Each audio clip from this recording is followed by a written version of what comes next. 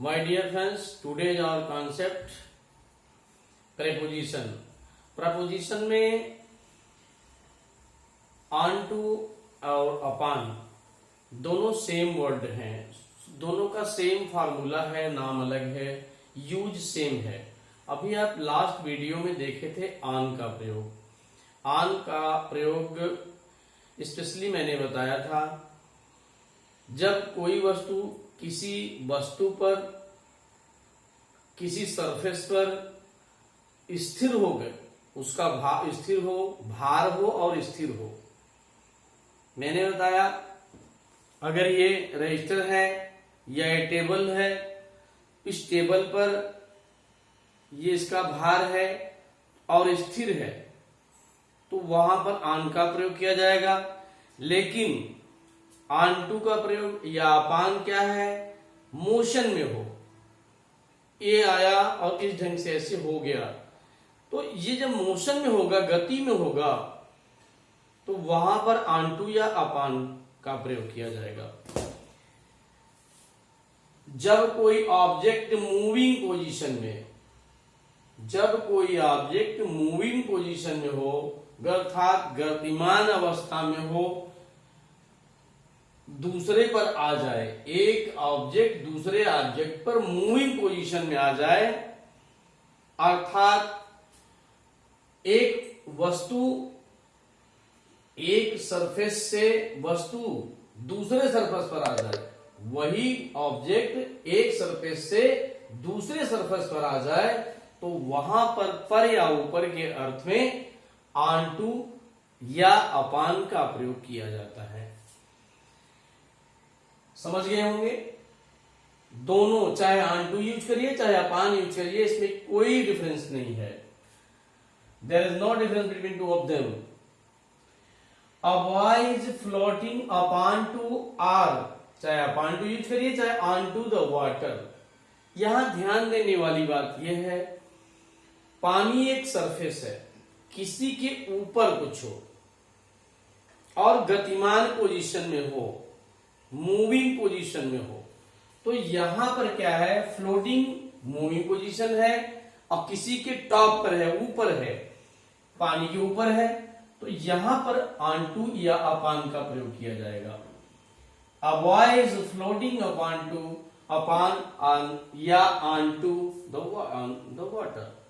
इसी प्रकार से the cat jump upon the table, बिल्ली एक सरफेस पर है, दूसरे सरफेस पर झटके से या तेजी से कूद पड़ी, दूसरे सरफेस पर हो गई, गतिमान पोजीशन में है, मूविंग पोजीशन में है, तो इसलिए ऐसे जगह हम क्या करेंगे, ऑन टू या अपान दोनों में से कोई एक का यूज करेंगे।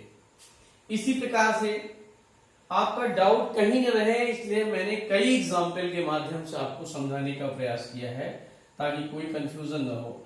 एक सेब मेरे सिर के ऊपर गिरा, टॉप है, और किसी टॉप के ऊपर कोई गतिमान पोजीशन में आ जाए, तो सेब तो ऊपर से गतिमान आया ना, मूविंग पोजीशन में आया मेरे सेब सिर के ऊपर, तो वहां भी अपान टू, अपान या ऑन टू का प्रयोग किया जाएगा।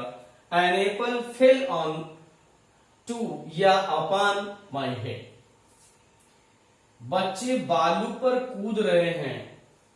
ध्यान रखिए, बालू एक सरफेस है, सैंड मीन्स बालू, बालू एक सरफेस है, बच्चे उस पर कूद रहे हैं, टॉप पर कूद रहे हैं, मूविंग पोजीशन में है, इसलिए यहां भी ऑन टू या अपॉन का प्रयोग। The children are jumping on to या अपॉन द सैंड। इसी प्रकार से मेरी बैग बस के ऊपर है। अब ध्यान दीजिए, यहां मैंने आपका डाउट क्लियर करने के लिए, डाउट न रहे, क्लियरेंस करने के लिए मैंने दो एग्जाम्पल दिया है। My bag is on to the bus, मेरी बैग बस के ऊपर है। तो जब बस, ध्यान ये देना है, बैग के ऊपर है, कब है, जब बैग मूविंग पोजीशन, बस मूविंग पोजीशन हो, यानी रनिंग कर रही हो, तो वहां पर हम ऑन टू का प्रयोग करेंगे। लेकिन बस अगर रुकी हुई है और तब बस पर रखी हुई है तो ऑन का प्रयोग करेंगे। दोनों में डिफरेंस समझ लीजिए। मूविंग पोजीशन ऑन टू, स्थिर है, स्टॉपेज है, रुकी हुई है, ऑन। इसलिए दोनों उदाहरण दिया हमने, एग्जाम्पल दिया। मेरी बैग बस पर है, is on the table, on the bus. लेकिन बस अगर रनिंग पोजीशन में है, मूविंग पोजीशन में है, तो ऑन टू या अपॉन। बार बार मैं ऑन टू या अपॉन बोल रहा हूं ताकि किसी प्रकार का कोई डाउट न रहे। आगे और देखिए, क्या तुम मुझे अपने कंधे पर उठा सकते हो? सेंस समझने का प्रयास करिए। क्या तुम मुझे अपने कंधे पर उठा सकते हो? अर्थात ध्यान देने वाली बात है कि वो किसी सरफेस पर है और उठाओगे, मूविंग पोजीशन में, गतिमान पोजीशन में कंधे पर आ गया, तो जब कहीं पर एक ऑब्जेक्ट दूसरे ऑब्जेक्ट पर आता है, वो भी मूविंग पोजीशन में, तो ऑन टू का प्रयोग होगा या अपॉन का प्रयोग होगा। तो can you lift me on to your shoulders, तो यहां भी ऑन टू या अपॉन का प्रयोग किया जाएगा। इसी प्रकार से अब यहां ध्यान देने वाली बात है और क्लियर हो जाएगा। रीना अपने पिता के कंधे पर बैठी हुई है, यहां गतिमान नहीं है, मूविंग पोजीशन नहीं है, ऑलरेडी वो स्थिर होकर बैठी है। तो एक जगह स्थिर होकर बैठी है, तो यहां ऑन टू या अपॉन का प्रयोग नहीं होगा। क्या होगा? Reena is sitting on her father's shoulders.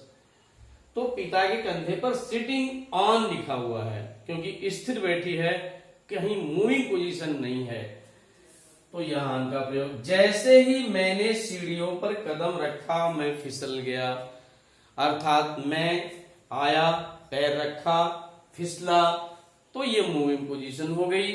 तो वहां पर एज आई स्लिप्ड, मैं फिसल गया, as I stepped on to the stairs. जैसे ही सीढ़ियों पर मैंने कदम रखा, मैं फिसल गया, तो स्टेयर्स के पहले ऑन टू या अपॉन का प्रयोग किया जाएगा।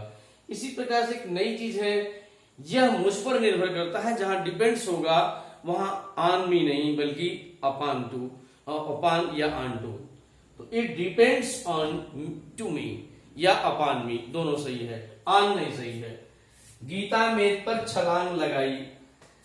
आप सोचिए, गीता एक सरफेस पर है और जंप करके मूविंग पोजीशन पर मेज पर पहुंच गई, इसलिए यहां ऑन टू का प्रयोग होगा या अपॉन का प्रयोग होगा।